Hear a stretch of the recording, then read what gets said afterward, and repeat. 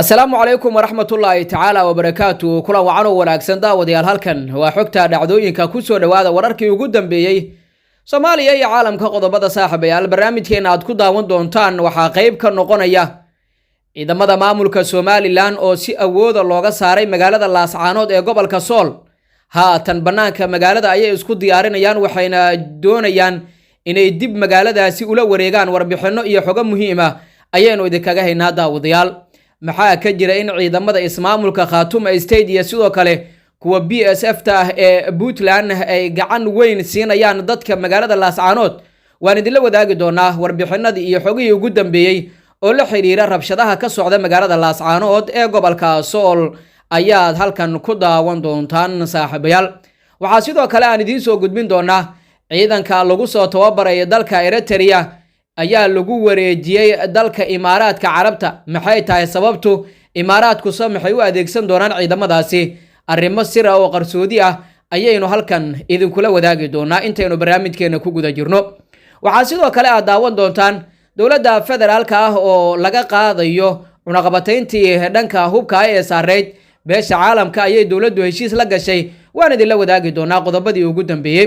qodobadaas iyo wararkii ugu dambeeyay ee Soomaaliya iyo caalamka ah ayaad saaxiibayaal daawan doontaan inta aynu barnaamijkeena ku guda jirno balse haddii aad nagu cusub tahay saaxiib oo marka ay kugu horeysay in daawanayso subscribe channelka inoo saar si share garay muuqaalka oo laag saar sidoo kalena gambaleelka furo si ay mar walba ku soo gaaraan xogihii ugu dambeeyay oo halkan aynu soo galino waadna ku mahadsan tahay saaxiib la socodkaaga iyo la jaanqaadkaaga intaba aynu ku bilowno markan wararka naga soo gaaraya gobolka Sool gaar ahaan magaalada Laascaanood ee gobolkaasi ayaa sheegaya in mar kale uu dagaal culus halkaasi ka dhacay isla markaana gudaha magaalada ay isku qabteen dadka deegaanka iyo sidoo kale ciidamada maamulka Somaliland waxaana markaasi dagaalkan uu ahaa mid aad u culus iyadoo ciidamo fara badan magaalada Hargeysa ay ka keeneen maamulka Somaliland dagaalka oo ahaa mid aad u culus ayaa waxa uu sababay khasaare kala duwan oo isugu jira dhimasho iyo dhaawac soo kala gaaray labada dhinac iyo sidoo kale dad rayid ah oo halkaasi ku sugnaa wararka ayaa sidoo kale waxa intaasi ku darayaan in ciidamada maamulka Somaliland ay dib uga baxeen magaalada Laascaanood kadib markii iska caabin xoogan ay kala kulmeen dadka deegaanka waxaana saakay gudaha magaalada u galay maleeshiyaadka deegaanka oo diidan joogitaanka ciidamada maamulka Muuse Biixi Cabdi xaaladda ayaa haatan waxa ay tahay mid aad u kacsan waxaana labada dhinac ay weli dhaqdhaqaaqo ka wadaan magaaladaasi oo ku taala waqooyiga Soomaaliya sidoo kale waxa lagu soo waramayaa in ciidamada deegaanku ay la wareegeen magaalada isla markaana ay dib u fasaxeen adeegii isgaarsiinta gaar ahaan internetka oo ay hore u jareen ciidamada Somaliland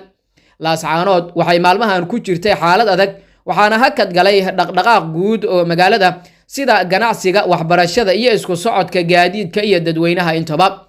rabshadahan oo galay toddobaadkii labaad ayaa ka dhashay dil dhawaan magaaladaasi loogu geystay Cabdifataax Cabdilaahi Cabdi Hadraawi oo kamid ahaa dhalinyarada deegaanka ee siyaasadda ka muuqday xubinna ka ahaa xisbiga mucaaridka ah ee wadani waxay sidoo kale rabshaduhu ka sii dareen markii ciidamadu ay rasaas u adeegsadeen dibadbaxayaasha taasoo dhalisay khasaare isugu jira dhimasho iyo dhaawac si kastaba ha ahaatee xaaladda ayaa haatan waxay u muuqataa mid faraha ka sii baxaysa maadaama aan xal loo helin rabshadaha socda waxayna weli shacab ku wadaan dibadbaxa halka ciidamadu ay adeegsanayaan awoodooda taas oo kordhisay khasaaraha soo gaaray dadka rayidka ahi sidoo kale wararka naga soo gaaraya magaalada Laascaanood ee gobolka Sool ayaa waxa ay sheegayaan in ciidamo ka socda kuwa Khartoum State ay markaasi u soo dhawaanayaan magaalada Laascaanood isla markaana ay doonayaan in ay garab siiyaan dadka deegaanka sidoo kale ciidamada BSF ta Puntland oo sida gaarka u tababaran ayaa iyagana lagu soo waramayaa in ay magaalada gaarayaan isla markaana ay gacantooda markaasi magaaladu haatan ku dhowdahay in dadka deegaanka ay garab ku siiyaan la dagaalanka markaasi maamulka kalitaliska ah ee Somaliland waan arki doonaa daawadayaal wixii warar iyo warbixino ay ku soo kordhana barnaamijyadeena iyo wararkeena kale ee soo aadan ayaad ku daawan doontaan hadduu eeba ka raali noqdo dhinaca kalena dawladda federaalka ee Soomaaliya ayaa maanta heshiis cusub la saxiixatay dalka ay sutaga Imaaraadka Carabta waxaana heshiiskan qalinka ku duugay wasiirka gaashaandhigga Soomaaliya Cabdiqaadir Maxamed Nuur Jaamac wasiirka oo haatan howlo shaqo u jooga magaalada Abu Dhabi ayaa waxa uu sheegay in heshiiskan uu ku qotomo xiriirka soo jireenka ah ee labada wadan uuna ka tarjumayo madax bannaanida gobonnimada iyo sidoo kale danaha isku soohan ee labada qaran ee walaalaha ahi. iskaashigan ayaa kor u qaadaya awoodda difaaca ee qaranka Soomaaliyeed wuxuuna gacan weyn ka geysan doonaa dagaalka argagixisada looga ciribtirayo dalkeena Soomaaliya ayuu yiri wasiir Cabdiqaadir Maxamed Nuur Jaamac. dhanka kale gudoomiye ku-xigeenkii hore ee amniga iyo siyaasadda maamulka gobolka Banaadir Cali Yare Cali oo ka falceliyay heshiiskan ayaa sheegay in qodobadiisa ay ka mid yihiin in ciidamada lagu soo tababaray Eritrea lagu wareejiyo isutaga Imaaraadka Carabta sidaasna ay dowladda Soomaaliya ku wareejisay ciidamadaasi sida uu hadalka u dhigay. Cali Yare ayaa shaaca ka qaaday in la burburiyay wareegtadii ay dowladdii hore dalka uga saartay khubarada markaasi ciidan ee Imaaraadka Carabta isla markaana uu mar kale ka howlgalo xerada General Golden oo ku taala magaalada Muqdisho ee caasimadda dalka Soomaaliya. dowladda Soomaaliya ayaa dalka Imaaraadka Carabta ku wareejisay ciidankii lagu soo tababaray Eritrea. heshiiskan oo Abu Dhabi lagu saxiixay wuxuu qorayaa in dowladda Imaaraadka mar kale lagu wareejiyo kana howlgasho xerada ciidanka General Gordon iyaga oo maamuli doona habsami u socodka xerada iyo ciidamada ku jira sidoo kalena labada dowladood iska kaashadaan habkii ciidanka yimi loo howlgelin lahaa ayuu yiri Cali Yare Cali. waxaa kale oo intaasi ku sii daray maanta maalin madow iyo mugdi gudcur ah ayay kaga dhigan tahay qaranka Soomaaliyeed isagoona markaasi ula jeeda in dowladdii Maxamed Cabdilaahi Farmaajo oo si weyn markaasi isagu u taageerayay ay kol hore darka ka eriday maamulka Imaaraadka Carabta. sidoo kale wuxuu tilmaamay in Imaaraadka Carabta uu bixin doono dhaqaalaha ciidanka iyo agabka lagu howlgelin lahaa sida uu hadalka u dhigay. sida heshiiska lagu qoray dalka Imaaraadka ayaa dowladda ka caawin doona dhaqaalihii ciidanka lagu howlgelin lahaa agabkooda iyo sidoo kale dib u casriyeynta xerada waxaana la burburiyay wareegtadii ay dowladdii hore dalka uga saartay khubarada ciidan ee Imaaraadka kadib ayayna markaasi dalka uga howlgeli doonaan muddo 14 maalmood 2 usbuuc gudahood ahi ayuu yiri Cali Yare Cali. siyaasigan oo si weyn u mucaarada dowladda federaalka ee Soomaaliya ayaa dhanka kale nasiib darro ku tilmaamay in ciidamadan oo xogtooda muddo la qarinayay lagu wareejiyo Imaaraadka Carabta.